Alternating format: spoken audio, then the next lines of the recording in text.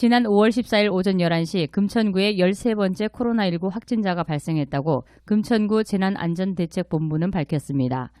금천구 13번째 확진자는 시흥 1동에 거주하는 20세 남성으로 연휴 기간인 5월 2일 이태원 소재 킹클럽에 출입 직후 기침 가래 증상이 있어 5월 13일 오후 5시 금천구 선별진료소를 방문해 코로나19 검사를 진행했으며 최종 양성 판정을 받았습니다.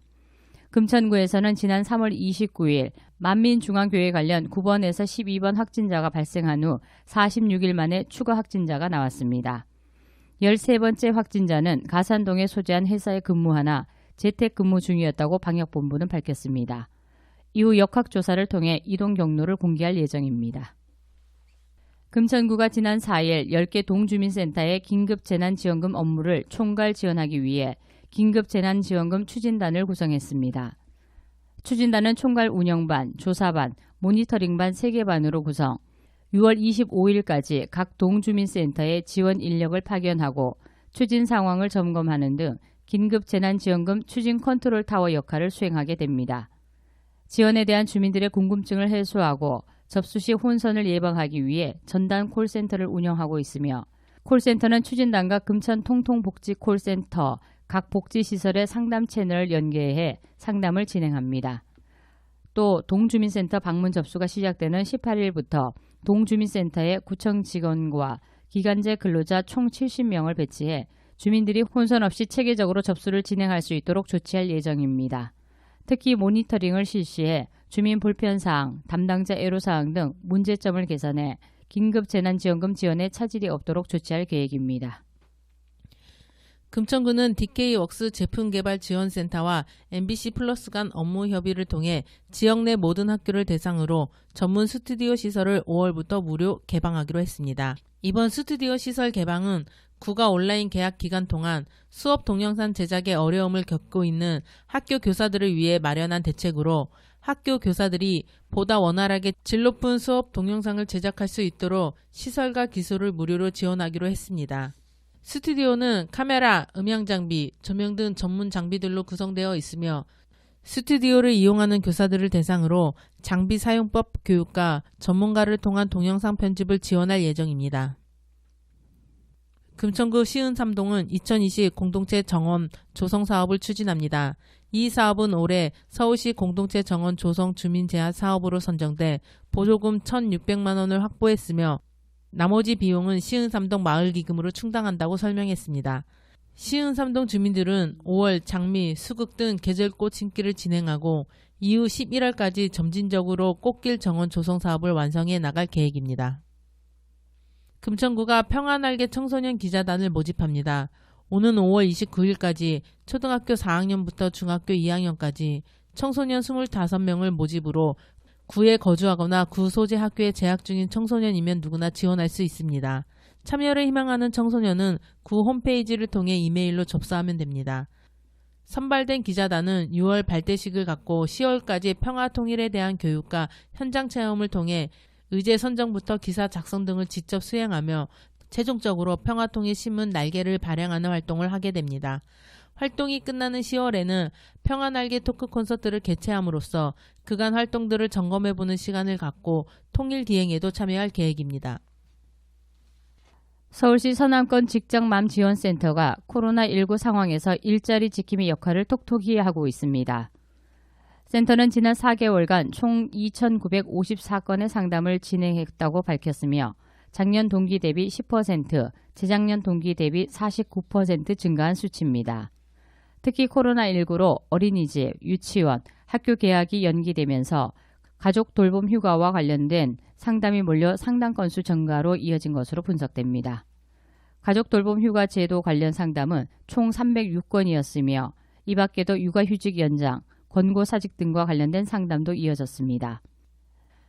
상담은 노동 전문가인 노무사, 변호사로 구성된 직장맘 권리구조대가 상담 코칭부터 사적 조정, 고용노동부 진정, 노동위원회 구제 신청, 고용노동부 특별근로감독까지 원스톱 지원해 직장맘 대디들의 고충을 해결하고 있습니다. 센터는 평일 오전 10시부터 오후 5시까지, 목요일에는 오후 8시까지 야간 상담을 진행하고 있으며 내방 상담, 전화 상담 외에도 온라인 상담, 카카오톡 상담이 활성화돼 있어 직장맘이 가장 편한 방법으로 상담할 수 있도록 지원합니다. 자세한 내용은 홈페이지를 통해 확인할 수 있습니다. 서울시가 전액 시비 약 12억 원을 투입, 스스로 일상생활 영위가 어려운 최중증 장애인과 탈시설 장애인을 위한 공공 일자리를 전국 최초로 만듭니다. 최중증 장애인은 사실상 노동 능력을 인정받아 취업하기 어려운 노동 취약 계층으로 그동안 장애인 일자리 사업에서도 참여가 어려웠었는데요. 특히 코로나19 타격이 취약 계층에게 더 치명적으로 다가오는 가운데 서울시는 우선 올해 맞춤형 공공 일자리 260개를 만들어 시범사업을 시작하고 시범사업 결과를 토대로 내년부터 확대 추진한다는 계획입니다. 근무는 매일 4시간씩 주 20시간을 일하는 시간제 일자리와 주 14시간 이내로 일하는 복지형 일자리로 나뉘며 각각 130명을 선발합니다. 급여는 시급 8,590원이 적용되며 시간제 일자리는 월 89만 7,660원, 복지형 일자리는 48만 1,040원을 수령합니다. 일자리 참여자는 장애인 단체 10개소가 6월 중 선발하며 서울시는 공모를 통해 수행기간을 선정해 보조금을 지급하는 방식으로 사업을 추진합니다. 이와 관련해 사업 수행기간을 15일부터 25일 공개 모집합니다. 신청 자격은 서울시에 주된 사무소가 있고 장애인 복지를 위해 운영하는 장애인 단체로 자세한 사항은 서울시 홈페이지에서 확인하거나 장애인 복지정책과로 문의하면 됩니다. 서울시는 2020년 치매 극복 쓰기 공모전을 개최합니다. 쓰기 내용은 치매 환자와 가족, 관련 종사자가 경험한 희노애락을 담은 인상적인 사례로 치매 가족의 경험담, 치료 과정을 담은 감동 사례, 치매 환자와 가족에게 희망을 준 다양한 경험 등을 주제로 쓰면 됩니다. 접수는 서울시민 또는 서울시 소재 치매 관련 종사자는 누구나 참여할 수 있으며 6월 30일까지 서울시 광역치매센터 홈페이지를 통해 가능하며 분량은 A4 5쪽 내외로 작성하면 됩니다. 수상자는 상장과 함께 대상 1명, 우수상 2명, 장려상 3명 등이며 선정작품을 모아 발간하고 서울시 광역치매센터 홈페이지, SNS 등의 홍보에 시민들이 감동사연을 공유할 수 있도록 할 계획입니다. 서울시는 2020년 기림의 날 기념행사 공모사업을 추진합니다. 기림의 날 8월 14일은 일본군 위안부 피해자 고 김학순 할머니께서 1991년 위안부 피해 사실을 최초 공개 증언한 날로 2017년 12월 국가기념일로 지정했습니다. 기림의 날을 시민에게 널리 알리고 시민과 함께 위안부 피해자를 기억하고 기념하는 행사로 서울시에서 지난해 처음으로 개최했습니다. 2020년은 위안부 문제가 국제적 이슈로 확대된 성노예 전범 여성국제법정이 20주년이 되는 해로서 더욱 특별한 의미를 가지며 서울시는 기림의 날 행사를 더욱 풍성하게 개최하기 위해 보조금 사업과 성평등 기금 사업으로 이원화해 공모를 진행합니다.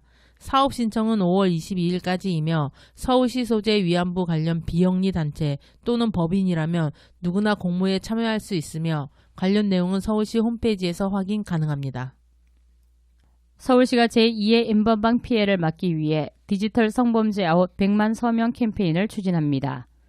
시민 100만 명 서명으로 이루어지는 아이도 캠페인은 시민들이 일상에서 지켜야 할 디지털 성범죄 예방 5개명 수칙 서명을 통해 디지털 성범죄를 예방하는 시민 참여 인식 개선 캠페인으로 특히 N번방 사건은 조주빈, 각각 등 성착취물 제자, 유포한 가해자뿐만 아니라 약 26만 명이라는 시청자가 가담했기 때문에 이뤄진 사건으로 이번 캠페인은 가해자뿐 아니라 성착취물을 보는 것도 공유하는 것도 모두 범죄라는 인식을 개선하기 위해 N번방 가담자 26만 명을 뛰어넘는 시민 100만 명의 힘을 보여주자고 기획됐습니다.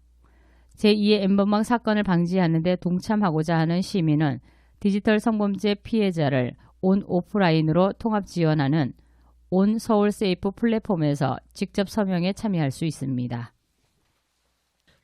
서울특별시 교육청은 이태원 방문 관련 등교 중지 기간 중 학생 등교 수업을 운영 확인을 위해 5월 13일 예술계 특목고 6개교에 대한 긴급 장학을 실시하였으며 이에 따라 실기 수업 등의 이유로 학생 등교 수업 운영이 확인된 A고등학교와 같은 재단의 B중학교를 대상으로 5월 14일 특별 장학을 실시해 결과 지침 및 법령 위반 사실이 확인될 경우 해당 학교를 대상으로 감사를 실시할 예정입니다. 또한 서울특별시 교육청은 5월 13일 중고등학교, 특수학교 및 각종 학교를 대상으로 원격 수업 기간 중 학생 등교 수업 중지 지침 제안내 공문을 발송하여 학생 안전과 감염 확산 방지를 위해 등교 중지 명령을 준수할 것을 강조하였습니다. 지금까지 뉴스라인의 김진숙, 신선순, 한영진이었습니다. 뉴스라인은 라디오 금천과 마을신문 금천인이 함께 만들어갑니다.